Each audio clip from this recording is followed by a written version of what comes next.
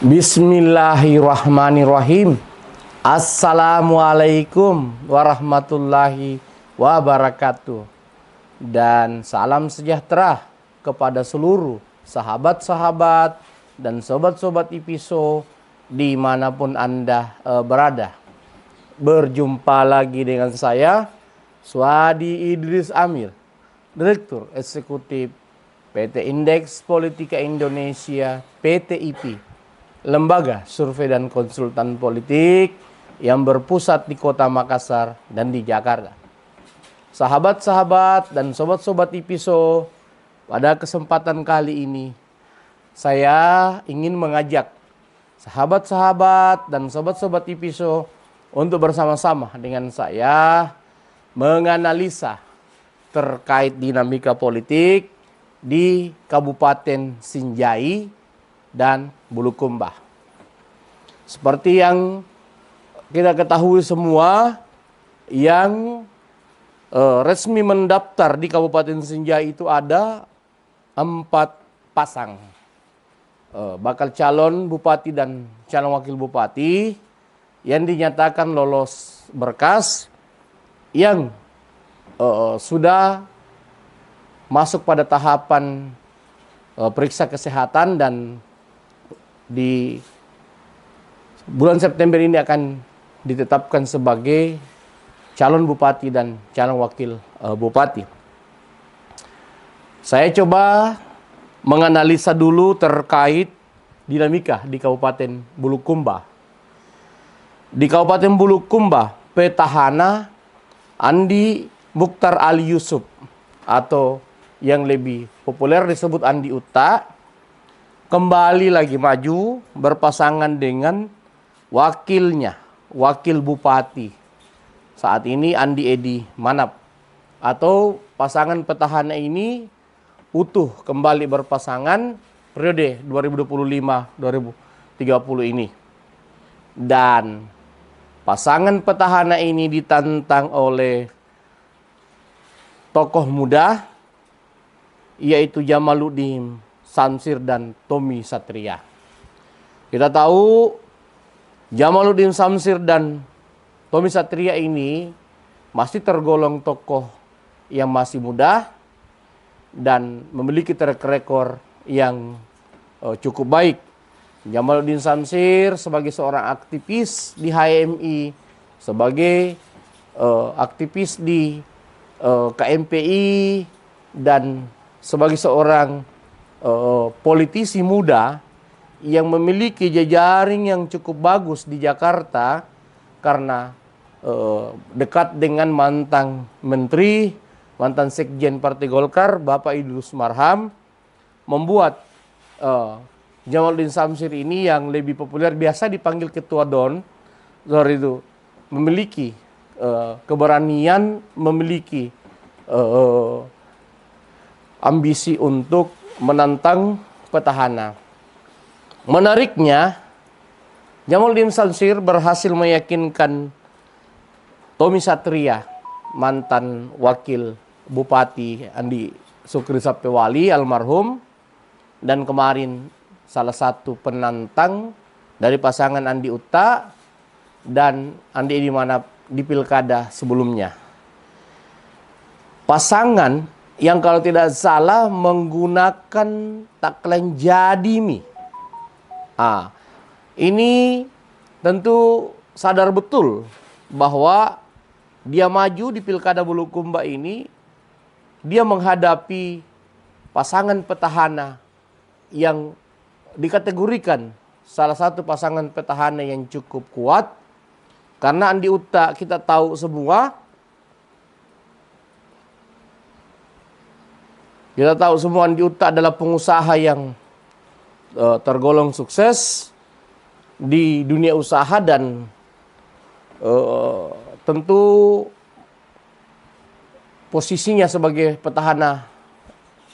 petahana bupati dan wakil bupati dengan Andi Edi Manap membuat tentu banyak kalangan berpikir bahwa Andi Uta dan Andi Edi Manap ini punya potensi besar untuk kembali memenangkan pilkada Bulukumba. Tetapi tentu menurut saya bisa iya, ya bisa tidak. Kenapa?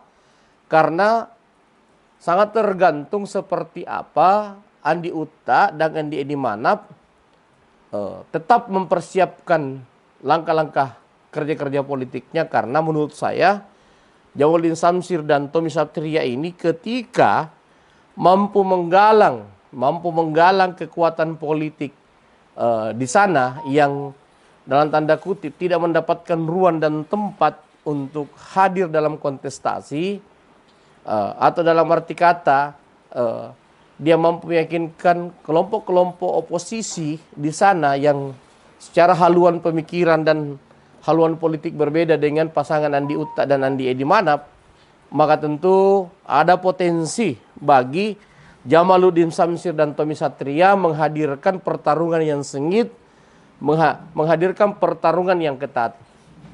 Memang kalau dari segi survei saat ini Andi Uta ini dengan Andi Edi Manap ini surveinya masih di atas 60%. Tercatat survei Persi-IP itu dia di atas 60%, sementara Jamaluddin Samsir dan Tommy Satria itu masih berada di angka 20-an%. Tetapi ingat, jarak antara di atas 60 dan di atas 20% ini memang kalau sepintas kita menghitung secara angka itu agak jauh, tetapi ingat di sana itu head to head. Head to head artinya Andi Uta harus mampu mempertahankan keunggulan surveinya itu 50+1 minimal untuk bisa memenangkan pertarungan. Nah, jadi jarak antara survei Andi Uta, Andi Edi dengan Jamaluddin Samsir dan Tommy walaupun cukup jauh, tetapi ingat suara-suara yang tidak berhasil diyakinkan oleh Andi Uta dan Andi Edi Manap selaku petahana itu otomatis akan ke Jamaluddin Samsir dan Tommy Satria. Jadi bisa dikatakan bahwa angka 60% lebih ini menurut saya itu belum aman. Angka yang masih sangat mungkin untuk bisa digeser. Seperti itu. Ketika misalnya Jamaluddin Samsir betul-betul hadir, maju dengan juga kesiapan, karena Jamaluddin Samsir ini tentu kalau berbicara tentang kekuatan kos politik, finansial dan lain-lain pasti kalah unggul dari Andi Uta secara personal. Tetapi ingat jaringan Jamaluddin Samsir ini yang dekat dengan Idrus Marham membuat pasti dia punya akses untuk bisa mendapatkan bantuan-bantuan dari jaringan-jaringannya seperti itu. Sehingga menurut saya Jamaluddin Samsir dan Tommy Satria patut diperhitungkan oleh Andi Uta, Andi Edi Manap sebagai penantang yang harus dia hitung, karena selain mereka kedua adalah tokoh muda yang cukup bagus namanya di Kabupaten Bulukumba dan di Sulawesi Selatan, tentu posisi head to head ini membuat pemilih itu hitam putih. Kalau tidak suka Andi Uta, Andi Edi, sudah pasti ke Jamaluddin Samsir, ke Tommy Satria. Nah, seperti itu. Jadi, menurut saya, politik di Bulukumba karena head to head itu membuat menurut saya masih sangat cair, masih sangat dinamis untuk bisa kedua-duanya saling mengalahkan. Nah, seperti itu. Itu analisis sederhana PT-IP terkait Pilkada Bulukumba. Nah, mari kita ke Pilkada Sinjai. Kita tahu sang petahana di Sinjai yaitu Andi Seto Gadista Asapa lari meninggalkan daerah yang telah dia pimpin selama 1 periode dan bertarung di Kota Makassar sebagai bakal calon wali kota. Tentu dia meninggalkan Sinjai itu bukan tanpa alasan. Yang paling rasional alasannya adalah hasil survei PT-IP, dia kalah surveinya dari Andi Kartini Otong selaku wakilnya. Itu yang paling rasional. Seorang bupati petahana harus dikalahkan oleh wakilnya dari segi penerimaan publik, dari segi elektoral. Nah, sehingga ini salah satu alasan menurut saya kenapa Andi Seto akhirnya memutuskan maju di Makassar. Kalau dia misalnya maju di Sinjai dan kalah sama Andi Kartini, itu kan sangat malu dia sebagai petahana. Tetapi kalau dia di Makassar maju, potensi dia untuk menandang kalah itu kan masih sangat tergantung usahanya. Tapi kalau di Sinjai, ketika dia melawan Andi Kartini, maka akan terjadi potensi head to head di sana kalau seandainya dia yang maju. Dan menurut analisis data, potensi Andi Kartini mengalahkan Seto besar karena keunggulan survei Andi Kartini jauh dibanding Andi Seto. Nah, seperti itu. Ini ketika Andi Seto mau maju di sana, tetapi Andi Seto lebih berpikir mending saya ke Kota Makassar maju. Tentu saya masih ada peluang untuk bisa bertarung dan menang di Kota Makassar. Nah, kita fokus ke Sinjai. Di sana ada 4 pasang. Andi Kartini Otong bersama Musakir. Kemudian ada Musaying Arif, Andi Iksan Hamid, Ratnawati Arif, dan Andi Bahyanto Masda. Sorry, di sana 3 pasang atau 4 pasang? 3 pasangnya? Oh, di sana dari catatan saya di sini baru 3 pasang. Siapa paket keempat ya? Di Sinjai. Nursanti dan Lukman, paket keempat ya? Iya. Paket keempat Nursanti dan Lukman. Seperti itu. Ini menarik karena di sana ternyata benar 4 pasang. Cuma di catatan yang saya lupa menyimpang paket keempat. Nursanti Lukman ya di sana ya, berarti 3 perempuan maju sebagai 01 ya. Wah, menarik ini Sinjai, seperti itu. Nah, Nursanti Lukman, saya dalam survei saya nama ini belum terlalu populer. Dalam survei saya pasangan ini belum terlalu populer. Karena dalam survei itu nama Musaying Arif dan Andi Iksan Hamid sementara adalah pasangan figur yang menjadi urutan kedua dari segi survei di sana, yang menjadi pesaing sementara dari Andi Kartini Oton dan Musakir. Andi Kartini Oton dan Musakir ini surveinya rata-rata bermain di angka 40-an di sana. Sementara Musaying Arif dan Andi Iksan ini masih di atas 10%. Ratnawati Arif dan Andi Mahyanto Masda belum sampai 10%.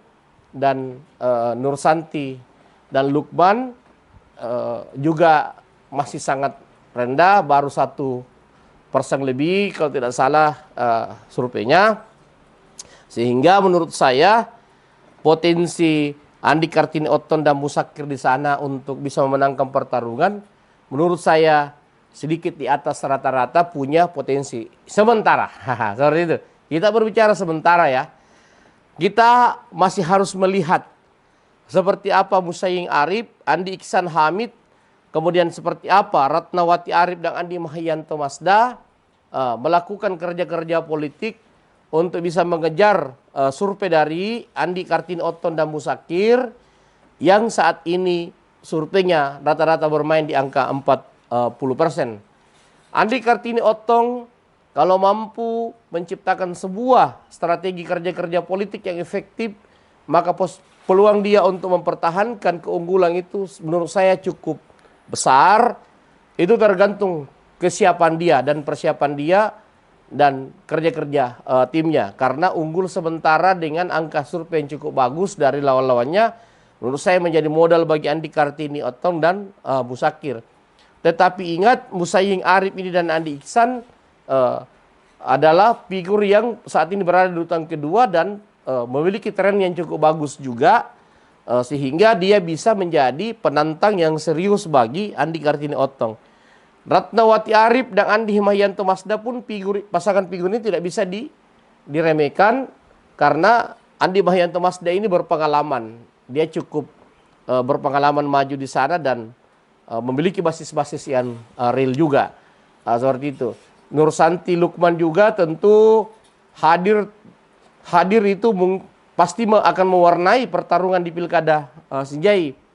Apakah dia punya potensi untuk bisa mengejar Andi Kartini Oton dan Musakir, atau dia bisa menjadi penentu kemenangan calon tertentu? Apakah kehadirannya bisa menguntungkan Andi Kartini Oton atau dia bisa mengejar Andi Kartini Otong. Nah, ini akan kita lihat ke depan. Saya hanya ingin menggambarkan bahwa dari 4 pasangan di sana, Andi Kartini Otong itu masih cukup jauh keunggulannya dari pesaing-pesaingnya, tetapi masih sangat terbuka ruang-ruangnya bagi pesaingnya seperti Musaying Arif, Andi Iksan, dan Ratnawati Arif, dan Andi Mayanto Masda untuk mengejar survei atau elektoral dari Andi Kartini Otong, sehingga Andi Kartini Otong harus melakukan kerja-kerja politik yang efektif. Terima kasih dari saya, Suwadi Idris Amir, Direktur Eksekutif PT Indeks Politika Indonesia PTIP, terkait saya menganalisa terkait bagaimana saya menganalisa pilkada di Kabupaten Bulukumba dan di Sinjai. Dan semoga sahabat-sahabat dan sobat-sobat IPISO senantiasa memberikan saran dan masukan kepada kami di IPISO, terutama kepada saya, terkait dinamika politik di setiap kabupaten yang mungkin akan kami bahas di IPISO, untuk menjadi landasan awal pengetahuan tentang sahabat-sahabat dan sobat-sobat IPISO dalam melihat perjalanan peta politik di pilkada-pilkada di Sulawesi Selatan pada khususnya, dan di Indonesia pada umumnya. Terima kasih sahabat-sahabat dan sobat-sobat IPISO. Assalamualaikum warahmatullahi wabarakatuh.